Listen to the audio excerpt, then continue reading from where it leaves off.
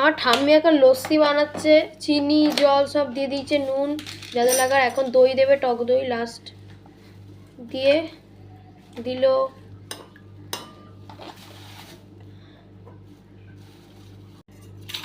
এখন এখন এই যে গুলছে, লস্যিটা গুলছে। লস্যি না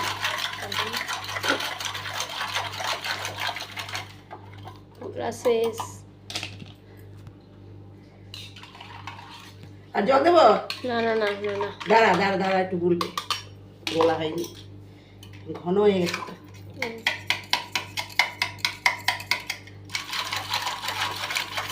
আরে এতগুলো মিশিয়ে দিতে হবে তো জলের সঙ্গে। এখনো বেছে নি, দইটাকে ভালো করে মিশাতে হবে না, তবে তো ভালো হবে। ঘোল খাওয়াবেন লস্যি খাওয়াবে? বাংলায় বলে ঘোল, হিন্দিতে বলে লস্যি। হিন্দিতে? আমি খেয়ে নেবো। এইখানে খা। এখানে খাওয়া যাবে না, আমি এটা দিয়ে গাই।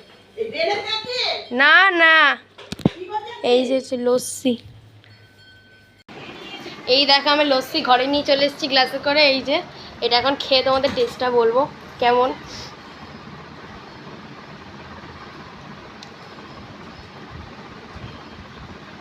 ভালোই, খেতে কেমন? ভালোই হয়েছে, একটু মিষ্টি কম হয়েছে। মিষ্টি একটু কমই খাও। দোকানের মতো হয়নি, কিন্তু কাছাকাছি এসছে। বরফ দিলেই দোকানে একটু ঠান্ডা ঠান্ডা ঠান্ডা হতো, বরফ দিলেই হতো। বরফ তো নেই। ঠান্ডা জল দিয়ে করতে লস্যি। ঠান্ডা জল কোথায়? এটা দিয়ে খাবে, একটু ঠান্ডা খেতে হবে না, গলা বসে যাবে। ওকে,